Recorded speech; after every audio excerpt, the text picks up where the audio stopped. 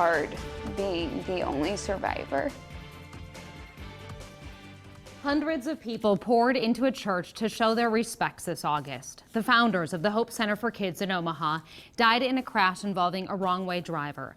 Also killed in that South Dakota crash, their good friend, Ryan Hrubes.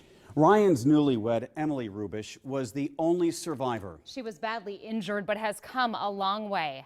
Emily tells me her journey to recovery involves faith in the Lord and love. Tonight, for the first time, she's sharing the mission of Ryan, Ty, and Terri in hopes their legacy will live on through others. Here's my exclusive report, Hope After Tragedy. As Emily Hrubes goes through the minor movements of physical therapy, her spirit shows. There is strength beneath her smile. Oh, I want to beat it each I know, time. that's the competitive nature you need. The heart and mind often take longer to heal.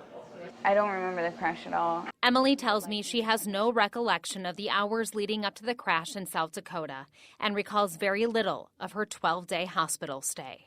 I love all of them so much. So during these hard days, I just try to think about all the good memories.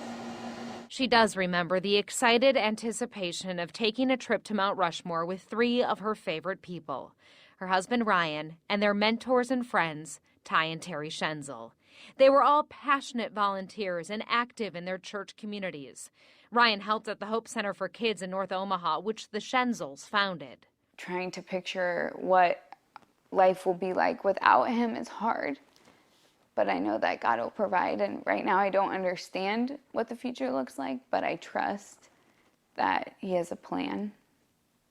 The two couples had such a connection that besides the photographers, the Schenzels were the only people at Ryan and Emily's wedding ceremony in Crater Lake, Oregon. Ty married them in September 2014. I was attracted to you by your beautiful smile over 4 years ago, but I fell in love with your beauty within. Ryan chose that picture-perfect setting on a vacation without Emily. While he was there, he sent her this postcard. Now that I've checked it off on my bucket list, I'd like to add it to our bucket list. Love you so much and can't wait to travel the world. Looking at God's creations. Love you, Ryan. Which was so cool, you know. And then, so the first time I ever went there was when we went there to get married. A map of their journeys still hangs in their hallway. The white pins mark the places they went together. Emily always expected there would be more. It is hard being the only survivor. Their travel goals included a future honeymoon to Africa. Emily plans to take that trip with friends in December.